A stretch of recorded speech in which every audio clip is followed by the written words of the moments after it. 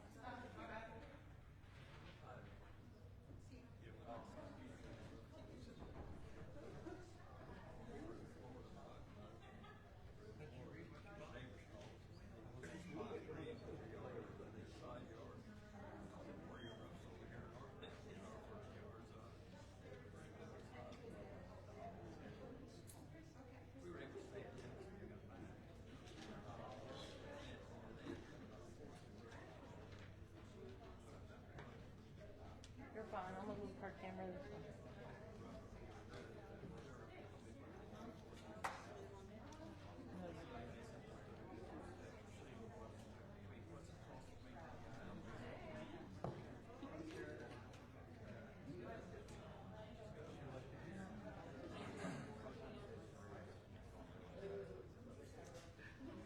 Bernice, you're gonna have to be quiet though. People can't hear what's going on because they say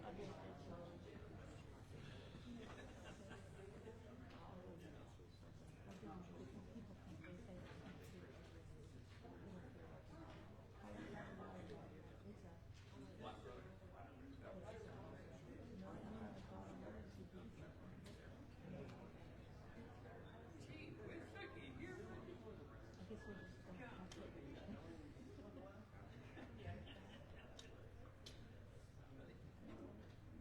I got it.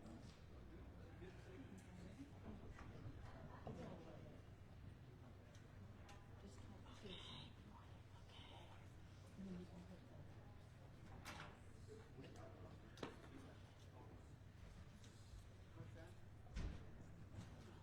you know who it's from?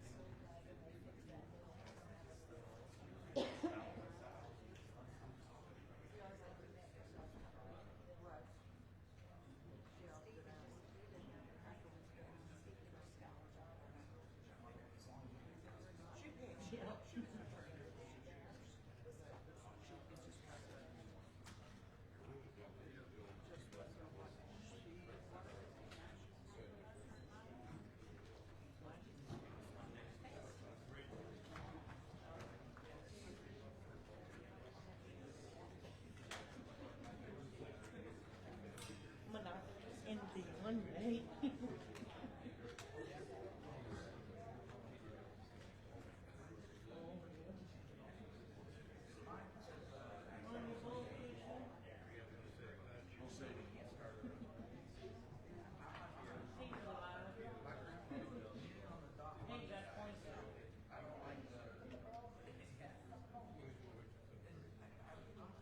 So people can't get up in their face.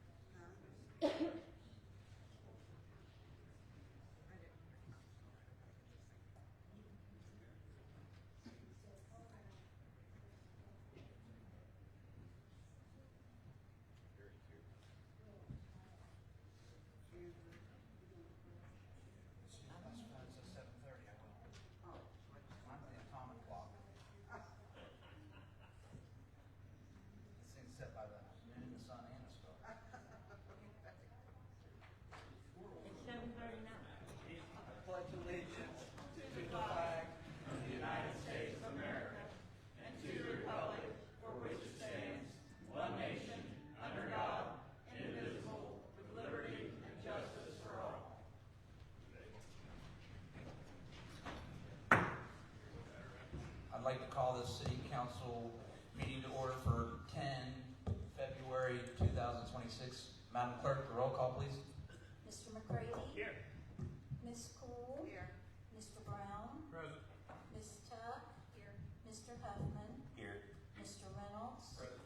Mr. Rexroad? Here. Mr. Moore? Here. Mr. Borkowski? Here. Council minutes from January 20th and January 27th meetings have been printed, posted, and dispensed. Is there any corrections, additions? Move to approve. I have a motion, I have a second. Motion and a second. Madam Clerk, roll call, please. Mr. McCready? Yes. Ms. Cool? Yes. Mr. Brown? Yes. Ms. Tuck? Yes. Mr. Huffman? Yes. Mr. Reynolds? Yes. Mr. Rexroad? Yes. Mr. Moore? Yes. Mr. Borkowski? Yes. Do we have any reports from standing or special committees? I have one here. Due to weather, Downtown PKB Board met virtually on January 28th at 3 p.m. So we've just finished up restaurant week, so here's a couple highlights from that meeting. It was extended a week due to weather. Some of you may have seen that iHeartMedia has taken over the summer concert series, and there should be more details and announcements to follow from iHeartMedia. That's exciting. The steering committee for the America's 250 celebration has been meeting.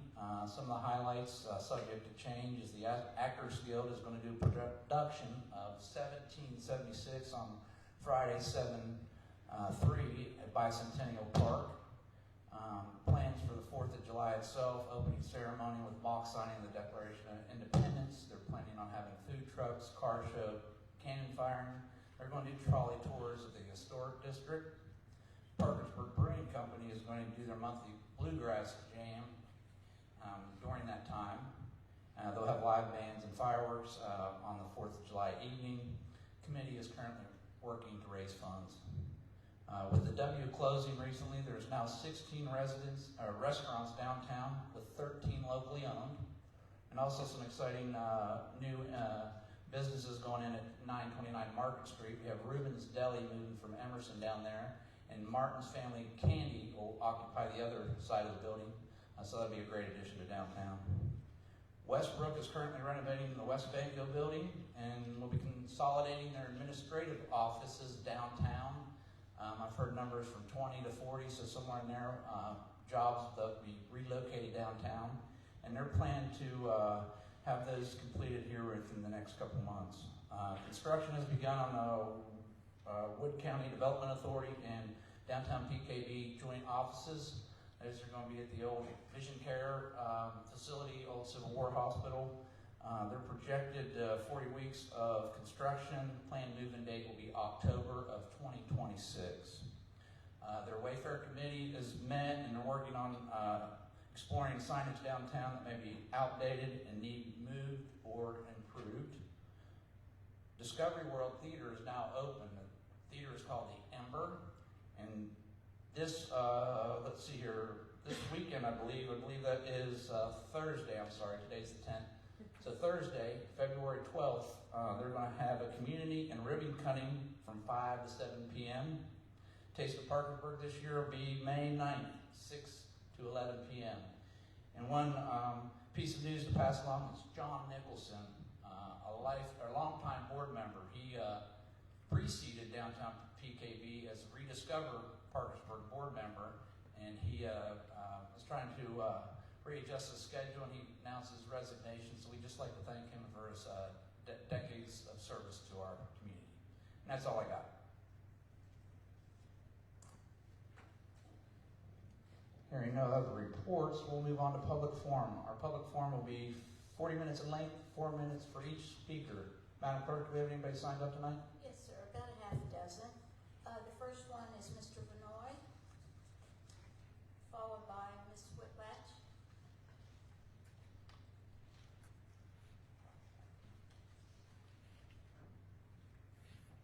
Good evening. How's everybody this evening? I'm here tonight to speak to council. My name is Ray Benoit. I'm a resident of Council District 9. I'm also a declared candidate for the Republican Executive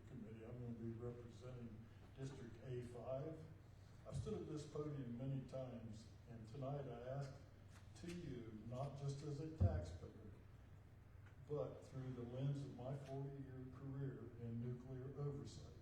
In my industry, there was no such thing as a minor procedural shortcut. If the process is flawed, the outcome is invalid. It cost a lot of people's lives if I've made a mistake. Tonight, you're moving toward a final vote on a sanitation and recycling ordinance that had undergone changes since its introduction. Specifically, the addition of the $1.50 monthly surcharge, and according to West Virginia Code 811-4, any ordinance with the principal object of raising revenue requires formal public hearing. A discussion in a prior meeting does not satisfy the statutory requirement for a hearing on the current revision of the bill. By passing a new properly advertised public hearing on these specific new fees, the council is ignoring the procedural standards mandated by law. And I've mentioned that law. Some may view the recent dismissal of the PSC case as a reason to expedite this process, but on the contrary, that dismissal pertained to the previous irradiation of city policy. Tonight's vote creates a brand new financial structure and consequently a brand new set of legal obligations. To proceed with the final vote tonight without a new hearing. Sir, this is the first reading, it's not a final vote. It doesn't matter, it's gonna pass on. If it passes on, I'll take it from me. No, I don't have any time set. So I'll get 4 minutes from now. Thank you. To proceed with the final vote without a new hearing is to invite further regulatory scrutiny and potential litigation. It is a risk this city does not need to take. I am seeking a seat in the executive committee because I believe our local leadership must prioritize oversight every expediency. We need representatives who understand the city charter and the state code are not hurdles to be cleared, but standards to be met. My goal is to ensure that our party supports candidates who are committed to physical transparency and who respect the public's right to be heard. For the sake of transparency and legal compliance, I ask this council table tonight's vote until a formal public hearing is conducted on the current fee structure. Let's do this the right way, by the book. Thank you. Thank you. Next, we have Mr. Whitlatch.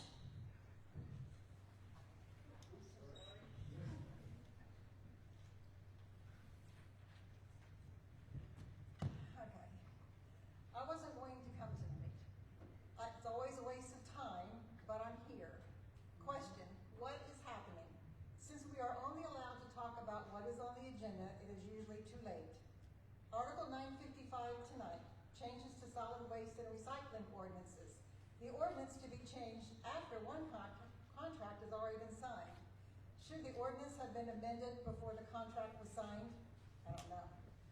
I was told the horseshoe pit is to be demolished. The horseshoe pit is another example of letting something go. Like the pavilion, like the sanitation department, this is a wake-up call. Question, what's planned for that area? We were told there was enough parking to handle events to the new big beautiful building. We don't need another slab of cement in the park. The people of Parkersburg should have a voice before changes are made, not just an hour before a council meeting for council to listen and then just go ahead on what they want, as what happened with sanitation. Just like the vote on the ordinance tonight for responsibility for trash pickup, we will be made aware of the plans for the horseshoe pit too late. There will be a vote to approve a bid, and the next day, work will start just like the pavilion. The park should remain a park, not a parking lot. I am the 4th generation to live here. 2 of my children and 6 grandchildren live here. As things are, I would not recommend my grandchildren, 6th generation, to raise their children here. Read the letter to the editor in last week's paper. That person has it correct. Quote, who wants to live here in and why should they? Thank you. Next, we have, is it Callie? I'm sorry, I never get your name right. Casey? Hello, it's Casey Petrin. So, I want to talk plainly about recycling, because honestly, this doesn't need to be complicated to make sense. Right now, we're being asked to outsource something that we already have the ability to do ourselves. We already have the infrastructure. The missing piece seems to be a scale. That's it, a scale. And with the money freed up from the sanitation contract, that's a problem that we could easily solve immediately. And instead, we're choosing to send recycling out of house, paying someone else to do the work that we're already equipped to handle. That's convenience at a premium. Here's how this feels to people at home. It's like having all the ingredients, the stove, the kitchen, but ordering McDonald's on a credit card because cooking feels like a hassle. It costs more, and you don't own the outcome. A scale is a one-time investment. Outsourcing is a long-term bill with interest. And it doesn't stop there. With a scale in place, we wouldn't just keep recycling local, but we could generate revenue by charging surrounding municipalities to drop their recycling here. That's not hypothetical. That's how public infrastructure is supposed to work. It serves our residents first and strengthens our city second. This isn't a capacity problem, it's a decision problem. When we outsource, we lose control, we lose transparency, and eventually we lose leverage. As I said to this council before, the risk stays public and the profit goes private. And that's a pattern people are tired of seeing. Good stewardship means using what we already own before signing another long-term check. A check that we'll be writing long after the mayor's term is over. It means not asking just what's easiest tonight, but what costs our residents more 5 and 10 years down the road. We have the tools, we have the opportunity. All we need is the will to choose local control over outsourced convenience. Thank you. Thank you. Next, we have Elisha Seabold, Abbey Village. I was not even going to come up and speak, but I just felt like this really strong desire to just speak on something. And you guys might even cut me off, so we'll see where this goes. When I want to speak on a pattern, when large numbers of your constituents are continuously showing up and speak clearly and express overwhelming opposition or concern that it should matter.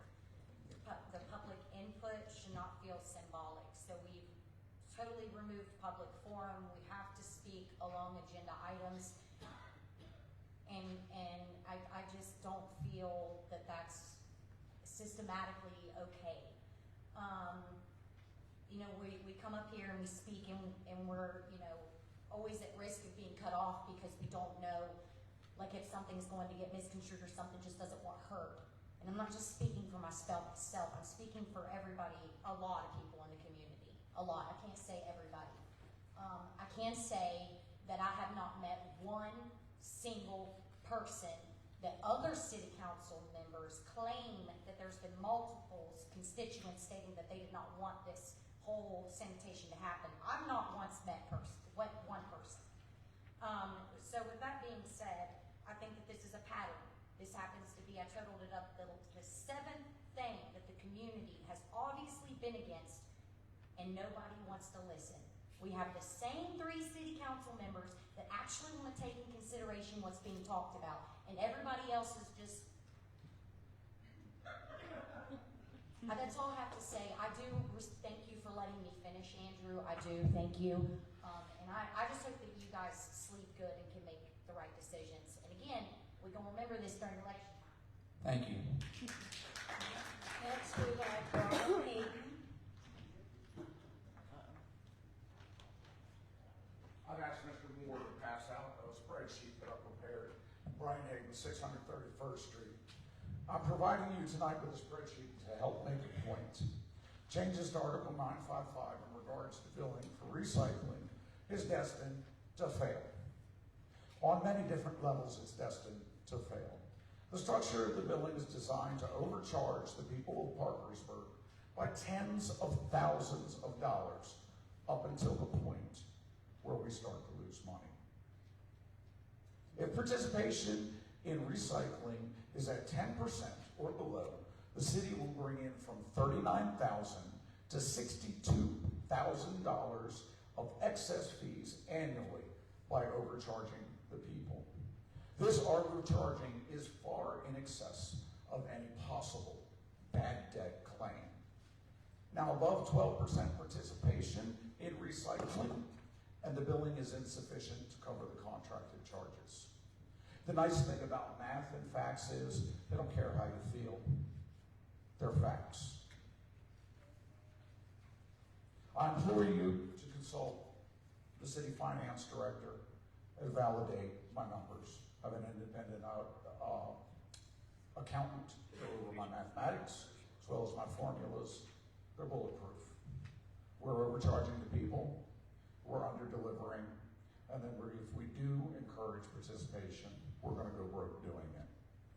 Now, if during the debate on this motion you have any questions, you as counselors are authorized to ask any non-member to answer specific questions. The plan as written appears to be a robust attempt to discourage people from participating in a state codified program designed to reduce the amount of trash that we cast into our haulers and bury for our future generations to deal with. Now, secondly, with the dissolution of the city service comes the inevitable question, what to do with the money. The 2025 budget, page 82, which we stated was where it was stated $2.9 million was available in the sanitation fund. 12,000 residences at $22 a month have continued to contribute since the beginning of the fiscal year. Staffing levels have been far below budget, and it is not known what of these millions of dollars remain. Here in this chamber, the finance director stated that the sanitation fund was solvent. This indicates that there was not a fiduciary failure that drove us to contracting out an essential service. The monies will now be unencumbered. These were fees for future services. They were not taxes. Will the city refund to the people who paid these fees? Or will it be as when we sold the bridge? It'll become another park legacy or vanity project. What will become of the hundreds of thousands of dollars that were contributed to the Capital Reserve Fund for the exclusive use of the sanitation department? Will those dollars be reallocated to other departments? These are fees, not taxes. We paid for services. We didn't get them. If you went to a restaurant and they charged you for appetizers, you didn't get. I'm certain each and every one of you would dispute the bill. Now, with this in mind, this is conjecture, for I cannot prove that getting access to the sanitation funds was the intent of driving sanitation into the ground. But I grew up on the Chesapeake Bay, and when a waterfowl quacks, it's usually called a duck. Thank you. The last one is Carrie Talrico.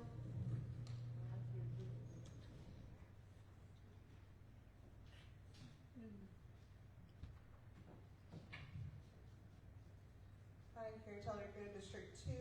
I wanted to talk to you a little bit about the recycling. Just like I said with the sanitation, I feel if you're going to have any kind of input, any kind of control, then we need to invest in our people and we need to just run it. If we're going to outsource, then you need to get your hands out of it so that we can have our own choices. Now, I believe investing in our people, investing in our recycling program is worth it.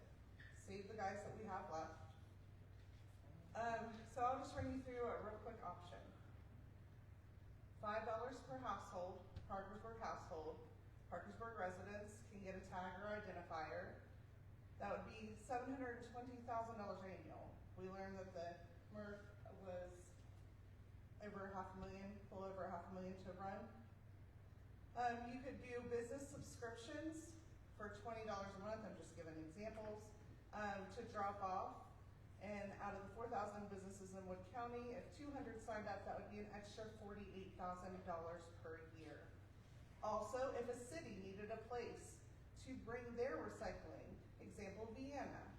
if they charged $1 or $2 per unit, whatever it is, as a disposal fee, drop-off fee, sorting fee, whatever you want to label it, that could be a possible $60,000 to $120,000 per year from neighboring cities that utilized and would probably like to utilize our recycling facility.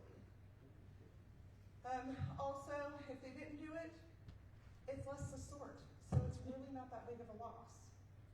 My point is there's ways that we should be investing in what we already have here.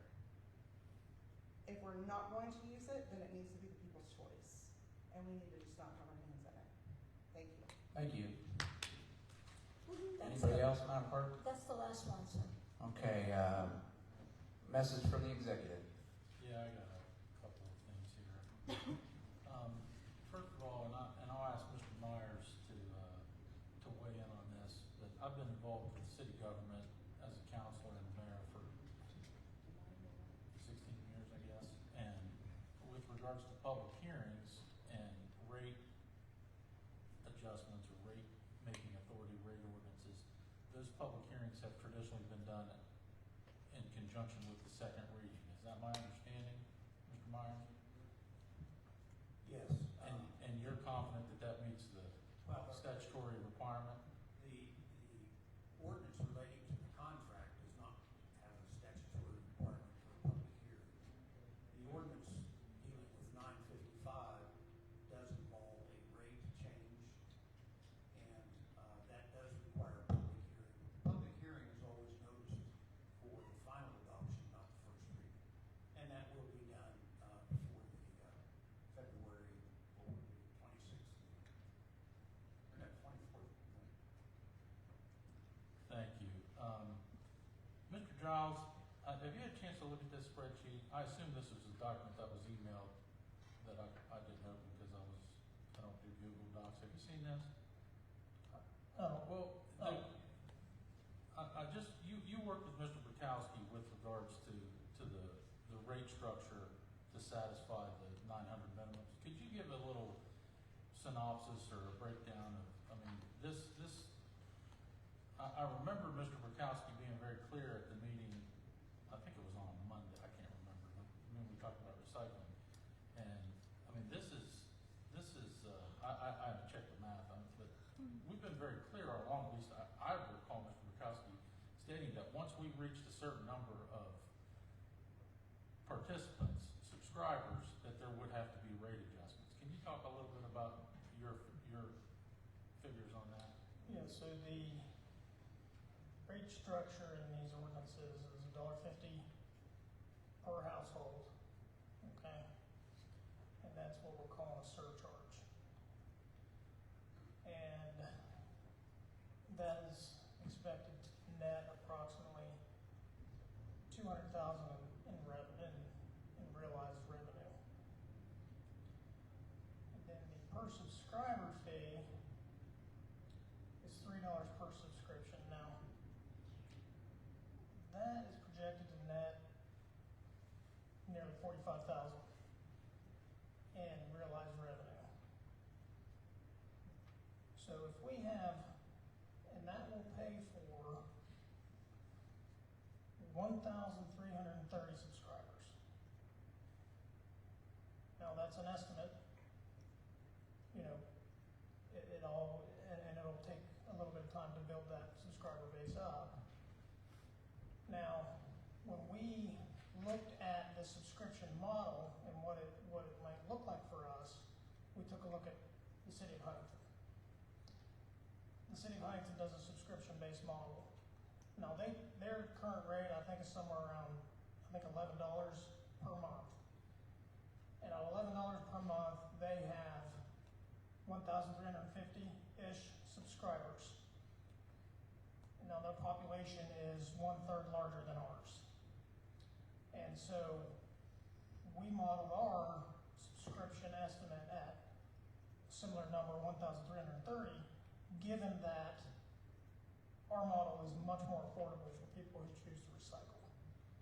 Now, if we had fewer than 1,330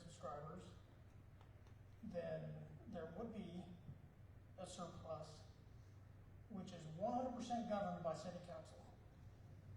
City council decides what to do with that, not the city administration. City council votes on how that surplus would be handled, whether that's through, some form of credit or some form of reserve for future rate adjustments or anything like that. That's 100% up to city council. If the subscriber base goes above 1,330, then we would have to look at what the rate we're charging. Now, we do an evaluation on all rates annually. So that's nothing any different than what we do now for every rate that we charge for anything. And then, so annually that's looked at. Where are we at? What do we need to do? But the idea here is that this rate structure makes it more economically advantageous for people to sign up for recycling than it would be to get an extra trash can and send stuff to the landfill. So it'd be cheaper to recycle than it would be to throw more stuff away. And so that is the incentive that we're hoping we can incentivize residents to recycle over throw stuff away at the landfill. Thank you, Eric. I want to, a couple other points, and then I'll speak to the ordinance. There was comments made that what to do with the money that's in the sanitation fund. Now, these are fees that have been paid for lackluster service for at least most of the last calendar year. I think it has gotten a little better, but folks, I think we made it very clear that our intent was to credit, and I think we landed on 2 months for those folks who were current with regards to that. Isn't that what you kind of estimated would be in reserve? Yeah, that would be. Now we have not, and I know Blaine and I have discussed this, we're not 100% sure how that's going to look with council, but at some point, city council will likely vote on a budget resolution or some kind of enabling piece of legislation, be it a resolution or I don't know if it have to be an ordinance. That's quite frankly what we pay Blaine to figure out to make that credit happen. So this any statements that this is a grab for the sanitation. I mean, we talked about that first on January 6th. I mean, that was very clear. So I want to talk a minute for a moment about one last thing. So Eric, comment. If there's a surplus, just like any other surplus, mid-year surplus, year-end surplus, the 9 of you govern over where that money is appropriated. I would certainly tell you that if there's a surplus this time next year, that you reserve that to make the subscription rate, because it goes up. I mean, we're voting on a contract, 1525, 1586, 1649, 1715, and 1784, which what I have gleaned from those figures and just the reality is it's a labor intensive. I mean, it's not free. For many years, it was unpriced, the curbside recycling in the city of Parkersburg, but it was never free. We were paying for it through our fees. So that would be, I assure you, if there's a surplus, that'll be the administration's recommendation is leave it where it is, and if we have to raise the subscription rate, you don't have to raise it as much. We've done that with sanitation fees for the entire time I've been here. And then I guess the last thing I would just talk about the ordinance and the contract in general. I've been every night, or every week, there's folks who, well, the mayor did this on purpose. The mayor did this on purpose. I get up every day. I come down here and I'm solving problems. Sometimes the problems are, how do we plow 4 inches of ice off of our 232 miles of city streets? This week, yesterday, was it yesterday or today, Everett, potholes? Yesterday we talked about potholes. We put together a plan to make sure that we had personnel, enough materials, because they're already out there. We're going to put 3 crews, up to 3 crews, right, Everett,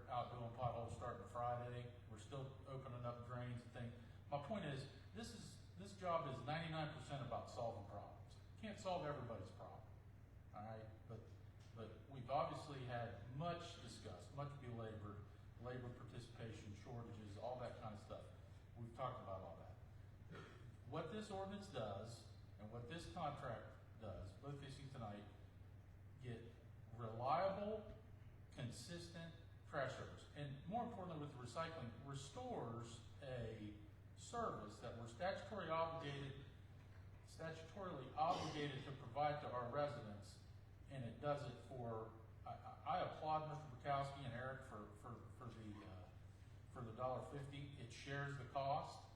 Those folks who do wish to participate pay a little bit more. It falls in line with what the RFP committee talked about back in October. Mr. Brown, you were there, which was, we gotta modify the trash. We need to, and then when we saw these numbers, we all kind of had a little bit of sticker shock.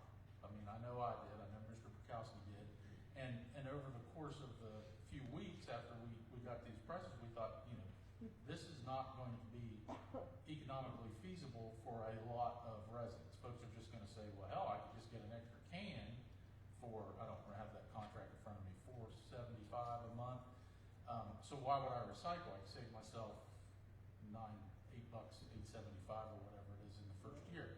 So I think this is a good compromise to what is a problem that, if you want to blame me for it, fine. I didn't create it, but I'm just trying to get our customers back to the service that they deserve, that they've been paying for.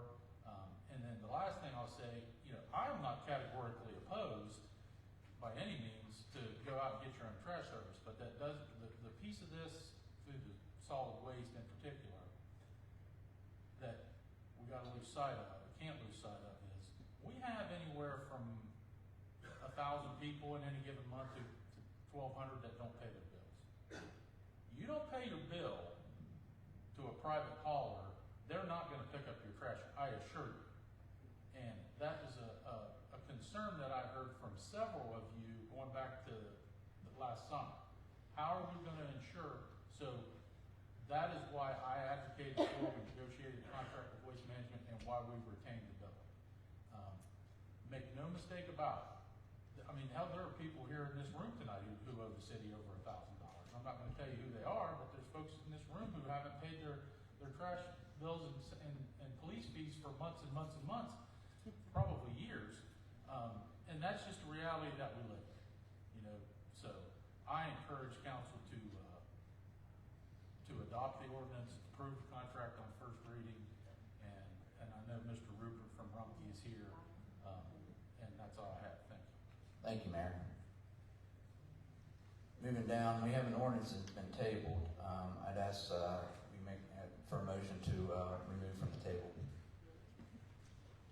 Mr. President, Ms. Cool. I'd like to make a motion to remove the recycling program agreement from being tabled back on the table. Second. We have a first and second. Madam Clerk, the vote, please. Mr. McCready? Yes. Ms. Cool? Yes. Mr. Brown? Yes. Ms. Tuck? Yes. Mr. Huffman? Yes. Mr. Reynolds? Yes. Mr. Rexroad? Yes. Mr. Moore? Yes. Mr. Bukowski? Yes. Correct me if I'm wrong, but I guess we move on to reading the ordinance. Can you read item 1 on our agenda, Ms.? Yes. An ordinance authorizing approval of recycling program agreement. Mr. President, Ms. Cool. move for adoption of the ordinance Can we correct that to advance the second reading? and advance the second reading. I think we have a first, we have a second? Second. We have a first and a second. Any discussion? Mr. President, Ms. Tuck?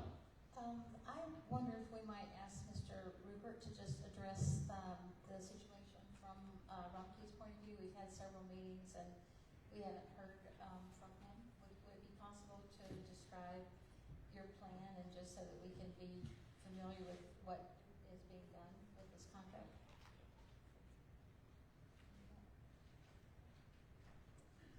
You want to ask some questions? Is that what you'd like to do? I would just like to hear from, we just haven't had a chance to hear from you yet, so I would really appreciate just your description of, your services and how that will work for the city of Parkersburg.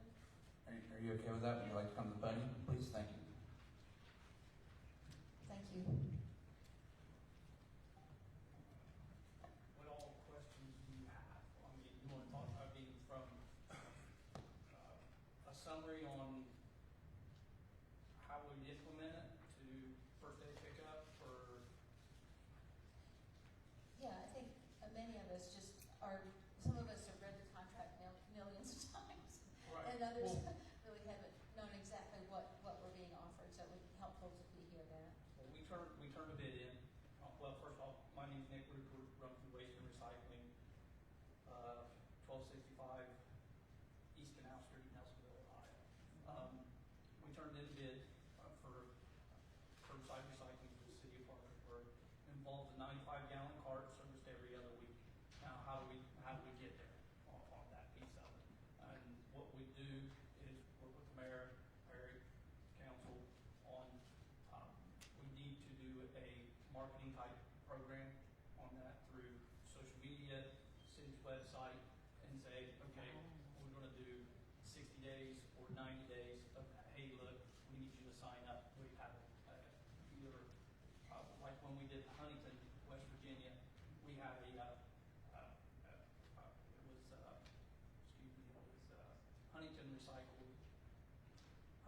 Huntington Recycles.com or whatever it was. So you go to that link, you click on it.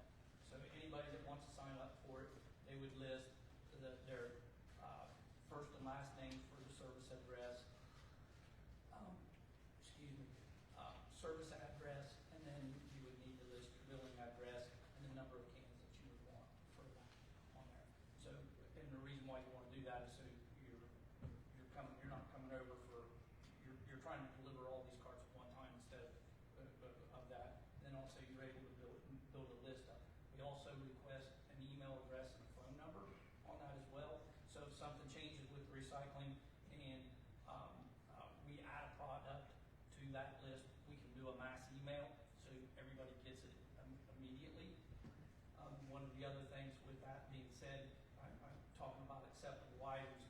I've heard that Rumpke has, we have a wide array of materials on there: cardboard, newspaper, magazines, junk mail, wire-bound notebooks, envelopes, even with the plastic window on them, aluminum cans, steel food cans, septic containers. The septic containers are like your milk cartons or your orange juice. You'll see them in a gallon type deals like that. And then we get into the plastics. Glass bottles and jars of all colors on that. And it's just glass bottles and jars. It's not like your window glass or your dishes and pans and things of that nature on there. But then you get into the plastics, and we take the plastic bottles where the opening is smaller than a base, like Mountain Dew, Pepsi, Tide detergent bottles, that type of plastic bottle. But we also do butter tubs, yogurt containers, the plastic cups like you get from Starbucks, McDonald's on there. And then we take all of this material. We want it loose. We do not want bags. Bags are a no-no on that. And that'll be on, we have a frequently asked question about how to prepare it, because it needs to be prepared properly on that. We don't want bags. We don't want trash in there. It's a predominant, it's a dark green recycling container, has Rumpke Recycling on the side of it.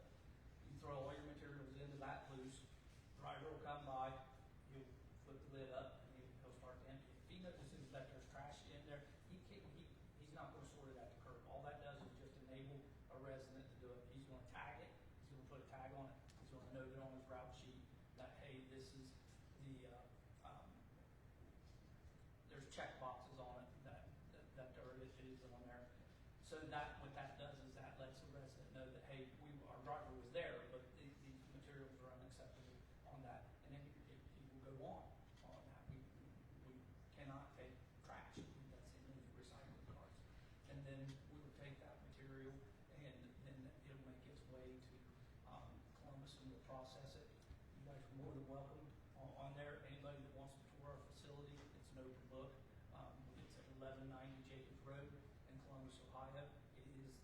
honestly, it opened in June or July of 2025. It is the largest materials recovery facility in North America, most technologically advanced. I encourage you, you guys, come up and take a look. It's something you would see on Modern Marvels on TV. It is impressive for that. But then going back to the sign up, I got a little off track with it, but there is a lot to this. Going back to the sign up, we would have all of that information, supply that to the city on a monthly basis, so who is signed up for that program, and we'll be here every other week, and then we'll also be sending out flyers.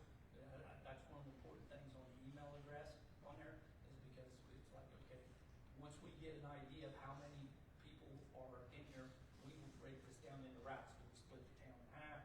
I mean, which way do we split it on there? And we'll be able to say, hey, you're here, we'll provide you with, off the get-go, probably only a 3-month calendar, because you want to get it back out again. Huntington, we're down to where we do a yearly calendar on that piece of it. We do, and it tells you every day. And if there's a holiday that's on that, like, let's just say that your instance, your guys' day is Friday. I don't know what day it would be, but if it's on Friday, with that, Thanksgiving, always on a Thursday, so that would be highlighted. We would pick you up on a Saturday on that. So it's a nice little calendar. It's highlighted. It says these are the dates that you were picked up on there. And then if there's any changes, like I say, if Rumpke decides that they find a market for another type of material that can be taken into the recycling stream, then we'll send out a mass email on that. Not only get a hold of the city going, hey, look, here it is, but these are the types of material, the extra material that we can take. You place it in your cart, and we come by every other week and get it.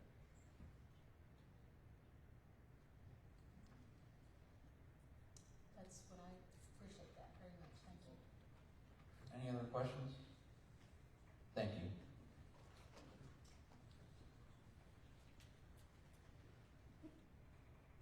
We have a motion, a second. Any other discussion?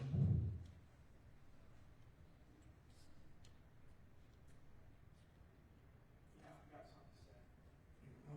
Play the video, please. Go ahead, Mr. Moore. To determine the feasibility of continuing operations for the city-operated MRF and curbside collections, a cost analysis was based on current operation costs reduced by scale, along with current commodity revenues from the State Waste Management Board as of December 31st, 2025. By reducing the operating expenses from the Sanitation Department into a new recycling department, a modest operating budget of $1 million for limited employees and equipment. Some expenses remain fixed, such as utilities and building maintenance, while other adjustable expenses such as insurance and equipment maintenance would be reduced. The only small increase was in marketing to encourage higher participation rates.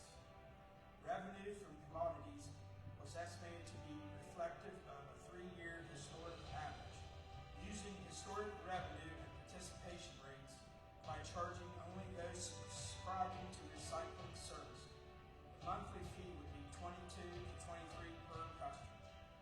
By mandating that every resident pay a recycling fee whether they recycle or not, the monthly fee could be lowered to a range of $4 to $5 per resident per month.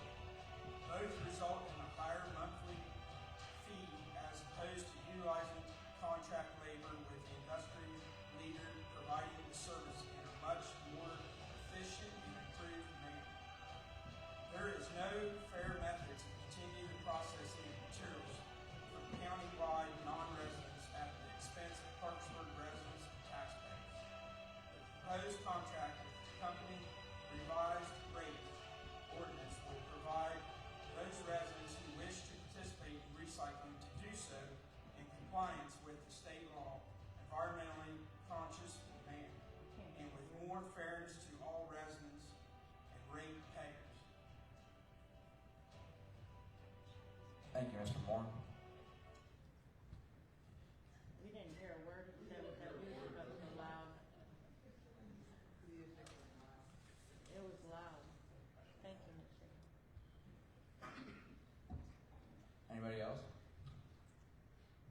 Mr. President. Mr. McCready?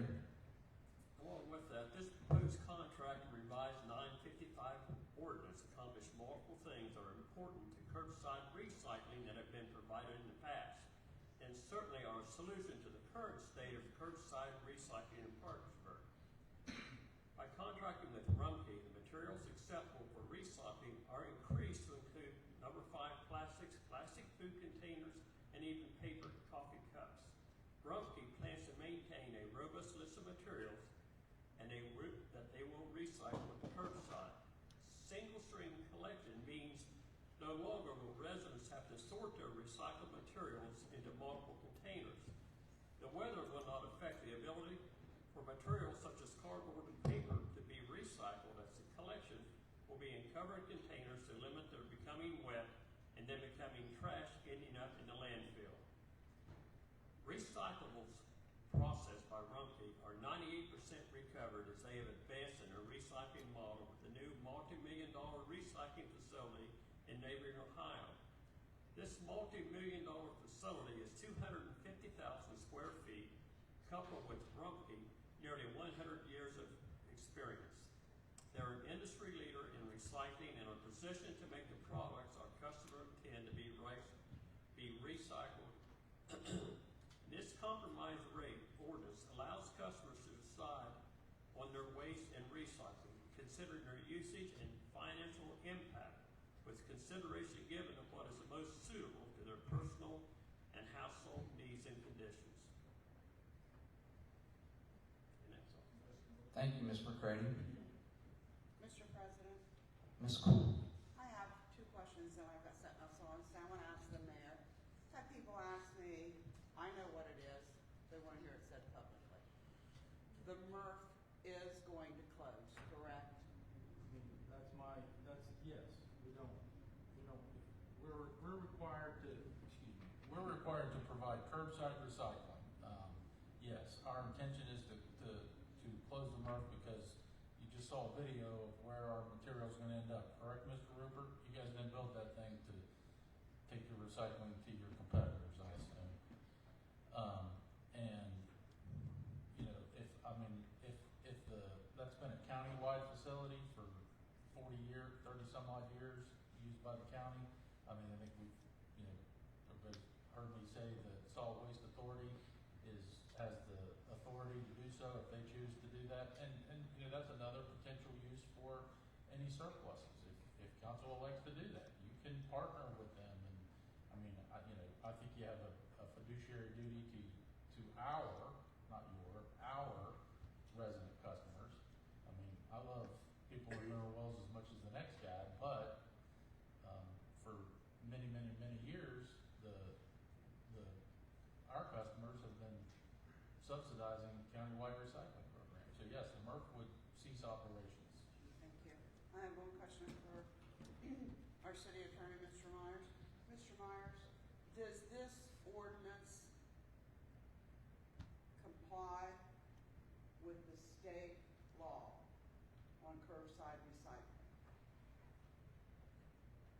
Well, I would think so. The state law requires municipalities of more than 10,000 residents to have a recycling program.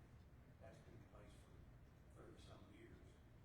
But it doesn't mandate how that's done. And I think the proposed contract, as described by the representative from these, accomplishes picking up recyclable materials, which frankly we haven't been able to do since around last May. So in my opinion, it does comply, yes. And a number, as was mentioned, Huntington also does a subscription model, so not everybody does it the same way, but I'm confident that the contract complies with the intent of the statute. Thank you. And I just want to read a statement that I wrote. This is not Parkersburg Recycling Center. It's a community recycling center. We do it for all of the county. So all of the county can bring everything down to the MRF. And we do that. We pay for it. Not them, City of Parkersburg. The citizens have been paying for that.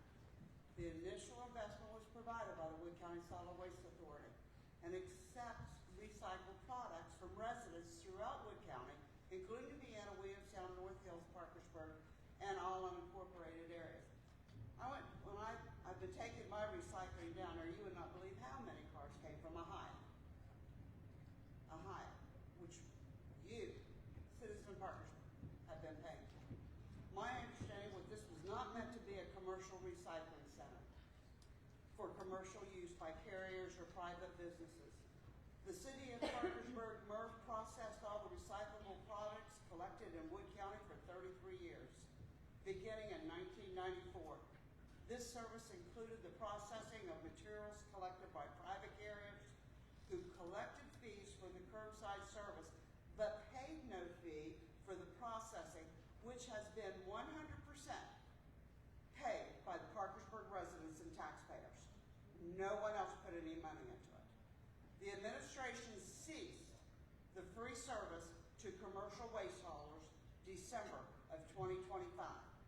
The administration has continued to process materials collected at the Community Recycling Center, primarily to serve the citizens of Parkersburg who had their curbside collections suspended in May of 2025 due to much discussed equipment issues, labor shortages, and staffing shortfalls.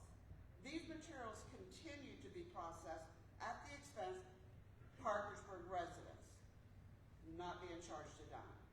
The restoration of curbside recycling to our residents will satisfy our requirements and provide a much more robust and effective means of recycling for those who elect to participate at much more reasonable and affordable cost to the customer than initially proposed, but does require a modest cost be passed on to our customers to keep the program affordable and protect the city from potential financial obligations without revenue to pay for these obligations. Believing the cost of processing should be county-wide expense, not just the city of Parkersburg, since the service is county-wide, 35 counties in West Virginia currently provide community recycling through their county solid waste authorities. And Wood County Solid Waste Authority has agreed to explore opportunities for continuing community-wide recycling services for the entire county. And Gavin came up with the we haven't heard of it. And has another meeting scheduled for later this month with the operators of the landfill to discuss for the future development of their own MRF or recycling transfer station. I want to just add one thing. When the private haulers brought their recycling products to our recycling center, we did not charge them. One of the biggest reasons we did not charge them, we did not have the equipment. You have to have, it's just like going and driving a tractor trailer rig down the highway and you have to go into the weigh station. We don't have the weight. We did not have the scales to properly weigh them to know how much they were going. And we did not invest in that because we could not afford to do that because we were already running at a deficit and we wasn't putting any more on the city of Parkersburg. Thank you, Mr. President. Thank you, Ms. Cool. Any other comments from council?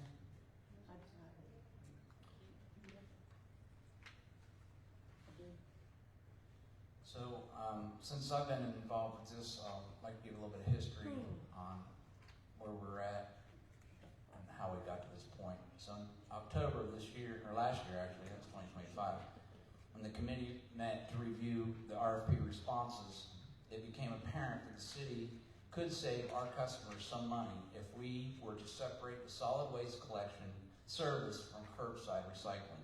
Specifically, the administration determined that the current rate of $22 per month could be lowered immediately and our residents' customers could pay what is now proposed and passed and the ordinance to follow, $19.50 a month, for an industry leader to provide solid waste collection using the previously discussed and approved contracted labor model and contract.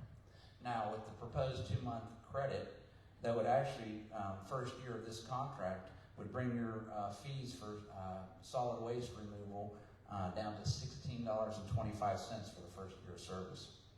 The part of the RFP solicited proposal and responses that received the most discussion was the contractor model and pricing, which mandated all customers pay for recycling at a cost of approximately $5 a month, even if a resident customer chose not to recycle.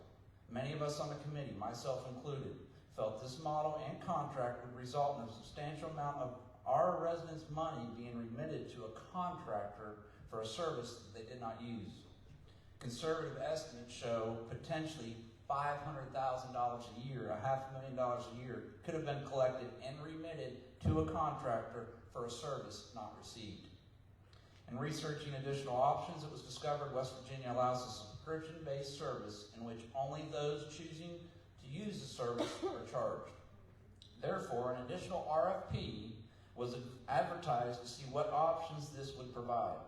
Unfortunately, when we received, the mayor and council felt that the $15 rate was too high and would discourage our residents from curbside recycling, as the cost when compared to purchasing a second cart from Waste Management, which was much less. I then met with the administration and finance department to discuss alternative ideas. In that meeting, we determined that the best compromise would be to require citywide participation at a very small rate of $1.50, with those choosing to recycle paying $3 more each month. Mr. Giles conferred with Rumpke that this approach would satisfy the current contract terms and that the contractor would bill the city. Therefore, we present the option this evening to council for their consideration. The RFP committee felt that this approach to recycling, coupled with how waste was collected in the past, that had become unsustainable in servicing our customers, and I believe this compromise affords our customers the opportunity to make decisions that are both responsible for the environment as well as appropriate for their own economic factors and situation. And ultimately, the goal of reducing waste to the landfill. But most importantly, restores the curbside service across both solid waste and recycling spectrum back to the residents that we are here to serve. So I believe this proposal, based on all circumstances, is fair and equitable to all parties involved. Rumpke, or a contractor, those that do recycle, those that don't recycle, and the city of Parkersburg.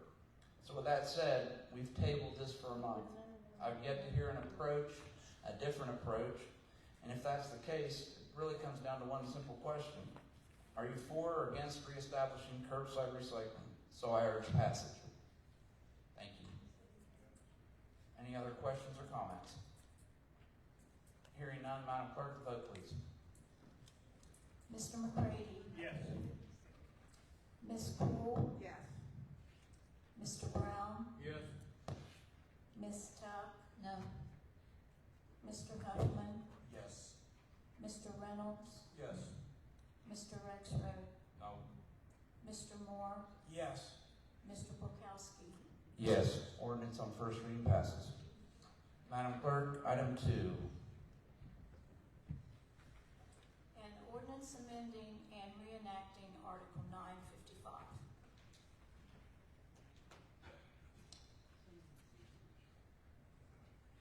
Mr. President, Mr. Brown. make a motion to advance ordinance number 2 on to the second reading. We have a motion. Do we have a second? Second. We have a second.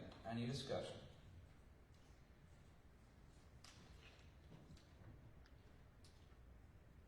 Hearing no discussion, Madam Clerk, vote please. Mr. McCready? Yes. Ms. Poole? Yes. Mr. Brown? Yes. Ms. Tuck? No. Mr. Huffman? Yes. Mr. Reynolds? Yes. Mr. Rexroad? Yes. Mr. Moore? Yes. Mr. Polkowski? Yes. Ordinance on first reading passes. Madam Clerk, item number 3, please. An ordinance amending Part 1, Chapter 7, Article 162 of the Codified Ordinances of the City of Parkersburg to address membership composition of the Parkersburg Tree Commission. Mr. President, Ms. Cool. move for adoption of the ordinance and move to second reading. Second. We have a first and a second. Any discussion? I Ms. Cool. For Mr. Barber. Mr. Barber, could you come up here, please?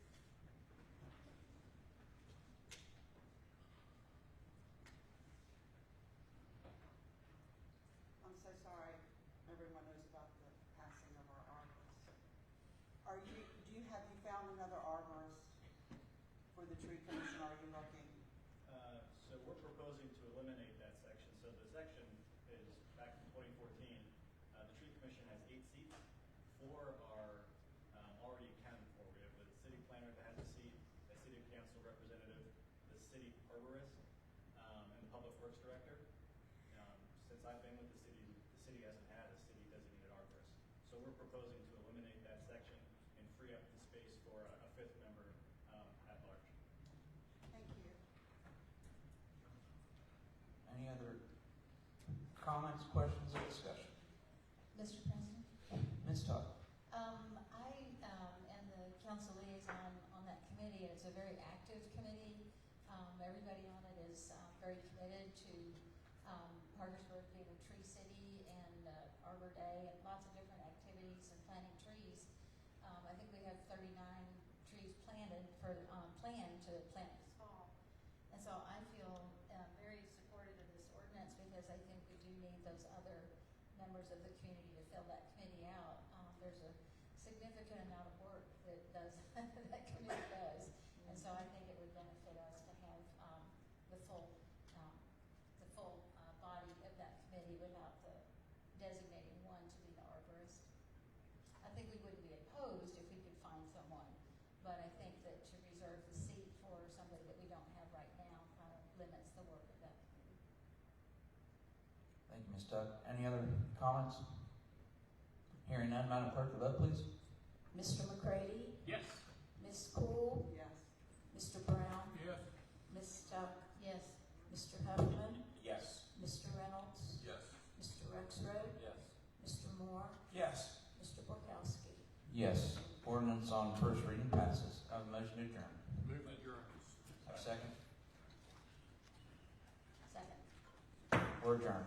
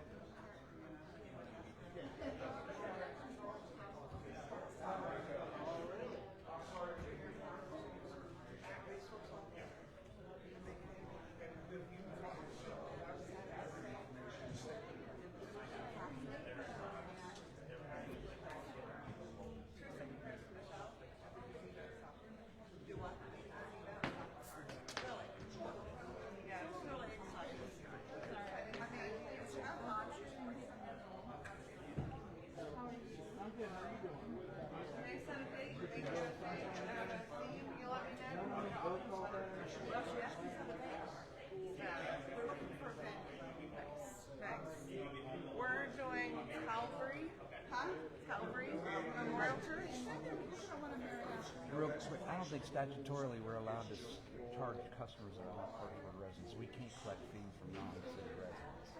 Well, I was gonna say my first whole thing that I laid out was literally moving to like a levy and all of us. the whole county. Right. Then, but as a city, we cannot charge non-city residents collect fees from any non-city residents. Well, then they don't use it. Now the charter, my we fees. don't have a control on so they're easy to go Here, let's get on camera. Come on, Carrie. Come on. That the fees would come. Anytime, come on.